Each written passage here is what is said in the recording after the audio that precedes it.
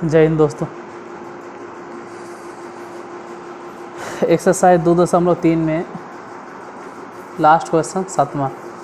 देखो 7वां हम कहे थे कि अगर आप लोगों से बन जाएगा तो अच्छा बात है, और आप लोगों का पॉजिटिव कमेंट भी आया, रिप्लाई भी पॉजिटिव आया कि हाँ सर बन जाएगा।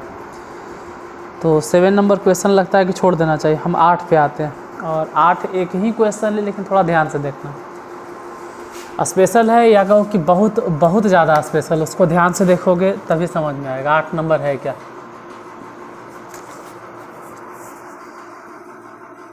बहुपदों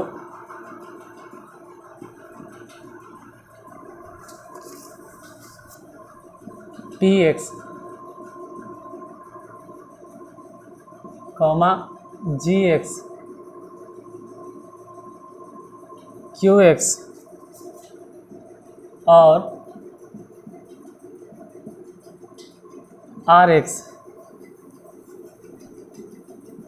के उदाहरण दें।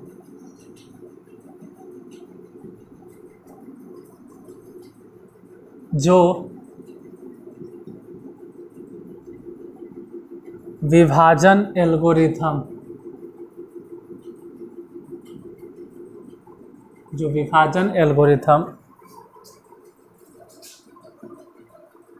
px बराबर gx into qx plus rx,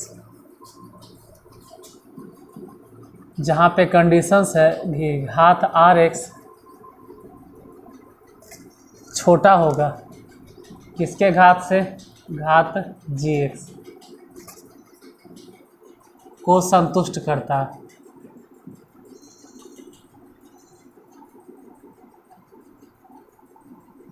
या करते हैं, जो भी हो। और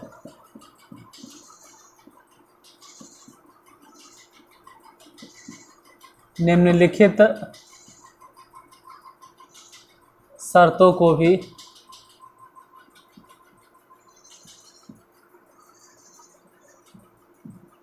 संतुष्ट करते हैं।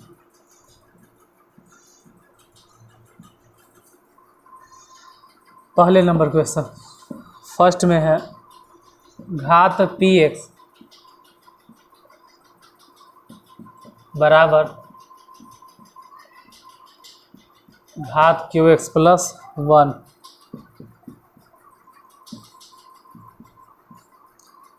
दूसरा नंबर, घात qx बराबर 1। एंड थर्ड नंबर, घात qx बराबर घात rx प्लस 1। ये 4 क्वेश्चन या 3 क्वेश्चन 10 क्वेश्चन पे भारी है, अगर ध्यान नहीं दिए तो। क्वेश्चन में क्या कह रहा है देखो, बहुत सारे तो क्वेश्चन देख के भाग जाते हैं। px, gx, qx और rx के उदाहरण देना। जो विभाजन एल्गोरिथम इसको संतुष्ट करता। यहाँ समझो, हम जानते हैं कि px बीच में रहता है, और जिससे भागा दिया जाता है वो gx है, और भागा दे के जो भागफल आता है वो qx है, और जो शेषफल बचता है वो rx है। अब यहीं पर आपको पुट करना है जो इसको सेटिस्फाई करे। एक बार उदाहरण मानना है जो कम से कम इसको सेटिस्फाई करे, करा निम्नलिखित शर्तों को भी संतुष्ट करे। तो इसके लिए अलग एग्जाम्पल, इसके लिए अलग एग्जाम्पल, इसके लिए अलग एग्जाम्पल, आप 3 को मान सकते हैं। या अगर उतना समझ है कि ये कहीं एग्जाम्पल बताई जिसमें तीनों के आंसर हो जाएगा, पहला, दूसरा, तीसरा, तो भी सही है। और नहीं तो तीनों के लिए 3 को आंसर मानिए।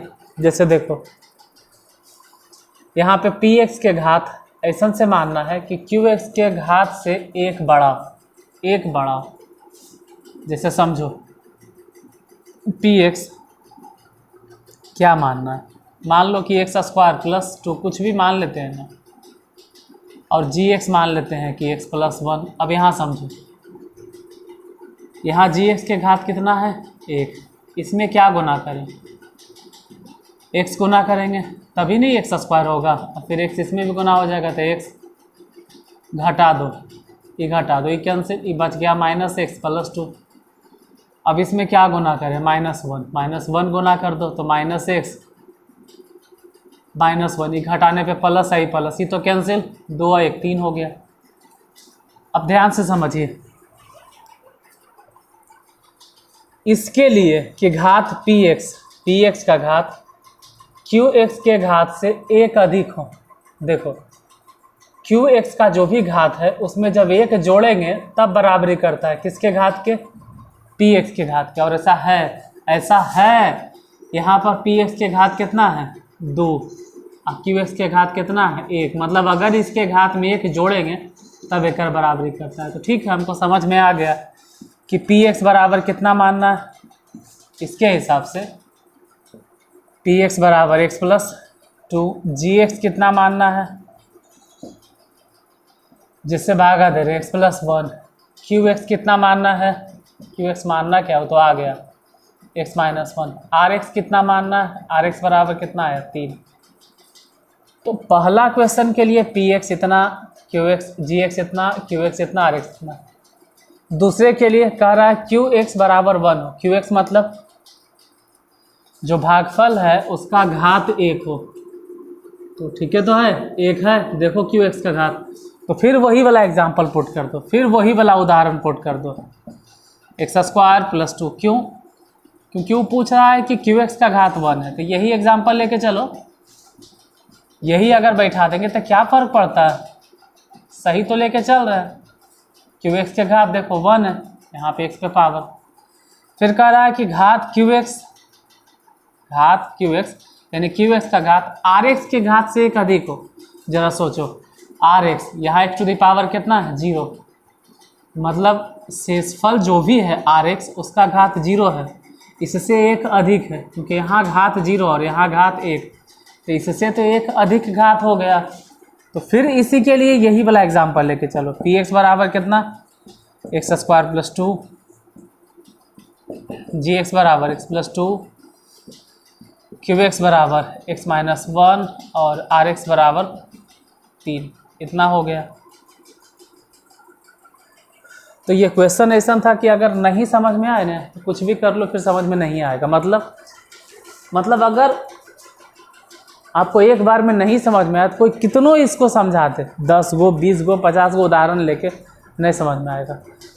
और अगर एगो समझ गए तो इसमें 3 हिसाब है, तीनों समझ में आ जाएगा।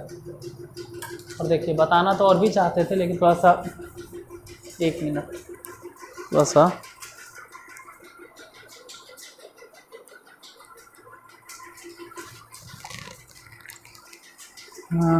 बता दें अगला भी।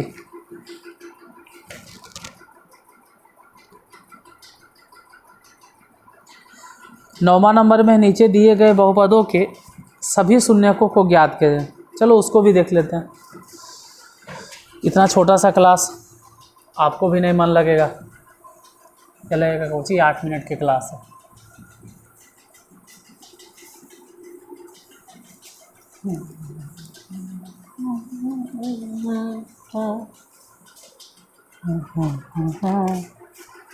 एक मिनट टाइम दीजिएगा।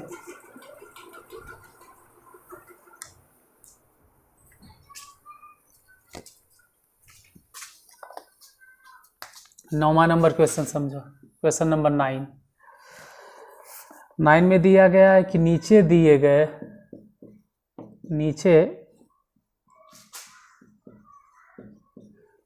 गए बहुपदों के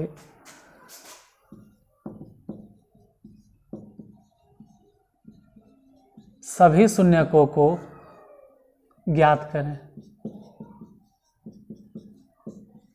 सभी शून्यकों को ज्ञात करें यदि दी गई संख्याएं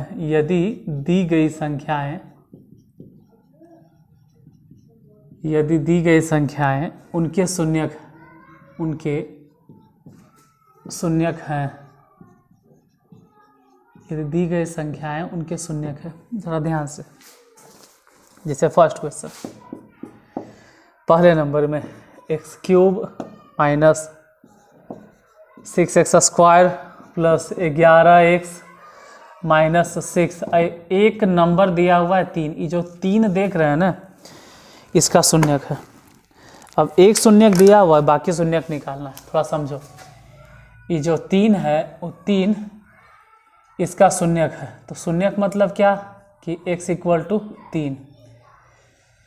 शून्यक कहने का मतलब है कि जहाँ जहाँ x रखेंगे, जहाँ जहाँ x रखा हुआ है, सॉरी, जहाँ जहाँ x है, x के जगह पे अगर हम 3 बैठाते जाएंगे तो इसका मान 0 हो जाना चाहिए। अगर x के जगह पे 3 रखें तो इसका मान 0 हो जाना चाहिए, शून्य का मतलब होता है, ठीक है। तो x बराबर 3, तो x बराबर 3 को इस तरफ लेके आओ तो x minus 3 is equal to 0। अगर हम 3 को कह रहे हैं कि शून्यक है, थोड़ा समझो, अगर हम 3 को बोल रहे हैं शून्यक है तो इसका मतलब है कि x माइनस 3 जो निकला है इसको हम कहेंगे कि गुणनखंड है। अगर वो शून्यक है तो 100% है कि गुणनखंड है।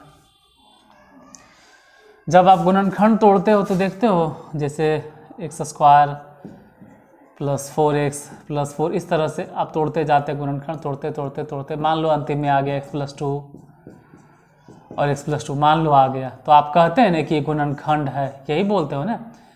और 1-2 लाइन नहीं लिखे हैं भाई, यहाँ पे 1-2 लाइन नहीं लिखे हैं, आप समझ जाए कि 1-2 लाइन नहीं लिखे हैं, 1-2 line dot dot dot dot dot last में। अगर गुणनखंड चाहिए तो आप यहीं तक नहीं आते हो, लेकिन अगर शून्यक चाहिए तो इसी को शून्य के बराबर कर देते हो और लिखते हो x बराबर -2। आप समझो, -2 को शून्यक बोल रहे हैं तो इधर भेज दो तो +2, तभी न बोलते हैं कि इसको गुणनखंड कहते हैं। तो अगर कोई दिया हुआ नंबर शून्यक है तब, जैसे 3 शून्यक है तो 3 को जब इधर भेजेंगे तो -3 गुणनखंड कहलाएगा, ये ध्यान रखना। बशर्ते कि शून्यक है तभी। अब अगर ये गुणनखंड है, ये है, तो दूसरा गुणनखंड कैसे निकाले हम बताते हैं। जैसे कि आपसे कह दिया गया 30 है, 30 की एक गुणनखंड दे दिया गया 3, तो दूसरा आप खुद बताइए 10 होगा। कैसे निकला भाई? 3 से भागा दे दो यार। जैसे देखो 3 की एक गुणनखंड 5 है तो दूसरा कितना होगा 6। कैसे होगा? 5 से भागा दे दो। अगर एक गुणनखंड मालूम चल गया तो दूसरा निकालने के लिए भागा दे दोगे। जैसे 1 मिनट, अगर हम कहें 75, आप 75 का एक गुणनखंड दे दिए 15, तो दूसरा गुणनखंड, एक गुणनखंड 15 तो दूसरा गुणनखंड 5। कैसे निकला? 15 से भागा दे के देख लो, जो आएगा वही दूसरा गुणनखंड होगा। तो यहाँ भी हम वही करेंगे कि x माइनस 3 इसका गुणनखंड है, तो दूसरा गुणनखंड भागा दो, x cube minus 6x square plus 11x minus 6। अब यहाँ x के पावर 1, यहाँ पावर 3, भागा देवल सिखाए हैं आप लोग को हम, x स्क्वायर, तो x क्यूब हो गया, ई हो गया 3x स्क्वायर। अब घटा दो, ई माइनस ई घटाने पे प्लस, कैंसिल, 3x स्क्वायर में से 6x स्क्वायर अगर घट भी गया तो माइनस में 3x स्क्वायर और प्लस में 11x माइनस 6। अब देखो यहाँ x है, इसके आगे कोई नंबर नहीं, लेकिन हम जानते हैं -3 चाहिए, तो -3 और साथ ही साथ x, -3x गुना करो तो ये हो जाएगा -3 और x गुना हुआ तो x स्क्वायर, वही चीज़ इसमें गुना हुआ तो माइनस माइनस प्लस 3x, घटा दो, ई प्लस हो जाएगा, ई माइनस, ई कैंसल, ई कैंसल। 11x में से 3x अगर घट गया तो 8x हो गया, प्लस में -6। अब यहाँ भी x है, यहाँ भी x है, मतलब ठीक है मिल रहा। कहीं गड़बड़ हो गया, कहीं तो गड़बड़ हो गया, गड़बड़ हो गया, गड़बड़ हो गया। जानते हो कहाँ गड़बड़ हो गया? यहाँ पर गड़बड़ हो गया। This is my mistake, I am so sorry. यहाँ गलती ऐसे हो गया कि 3x से हम इसमें गुना किए तो ठीक है 3x स्क्वायर, वही 3x जब इसमें गुना होगा तो माइनस माइनस प्लस है, 3 3 9x हो जाता। अब घटाते थे, घट के 2x -6। अब सोचो कि x यहाँ पर भी, x यहाँ पर भी, मतलब इसमें क्या गुना करें कि इसके जैसन हो जाए, +2, सिर्फ 2 से गुना करो तो हो जाएगा 2x, और वही 2 जब इसमें गुना करेंगे तो 3 दूनी 6, वो भी माइनस में, घटा दो, ये हो जाएगा माइनस, आई प्लस, ई तो कैंसिल, 6 भी कैंसिल, कट के कितना आ गया 0। तो एक गुणनखंड तो हम जान ही रहे थे कि x माइनस 3 है। दूसरा गुणनखंड इधर आ गया x square minus 3x plus 2।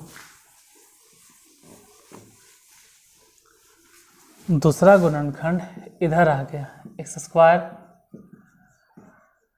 Minus 3x plus 2। लेकिन हमको गुणनखंड नहीं चाहिए, हम तो चाह रहे हैं कि शून्यक निकालो। कह रहा है कि बहुपद के सभी शून्यकों को ज्ञात करें। तो इसको तोड़ो, एक्स स्क्वायर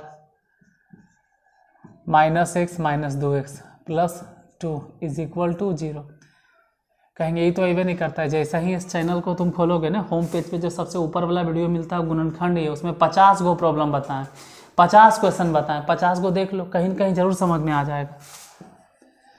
तो ये समझना कोई भारी बात नहीं है। x कॉमन ले लो, x माइनस 1 बचा, यहाँ से माइनस 2 कॉमन ले लो तो बचा x minus 1 is equal to 0। अब यहाँ से और वहाँ से दोनों जगह से x माइनस 1 कॉमन लो तो इस जगह से बचेगा x minus 2 is equal to 0। यहाँ से x इक्वल टू 1 और इस जगह से x इक्वल टू 2। अगर हम कहें कि इसके सभी शून्यक बताओ, अतः इसके सभी शून्यक, तो एक शून्यक तो पहले से दे लेता, कितना 3। अब बाकी 2 गो अभी निकालें, एगो 1 है और एगो 2 है, तो सभी शून्यक किसका हो गया 3 1 2।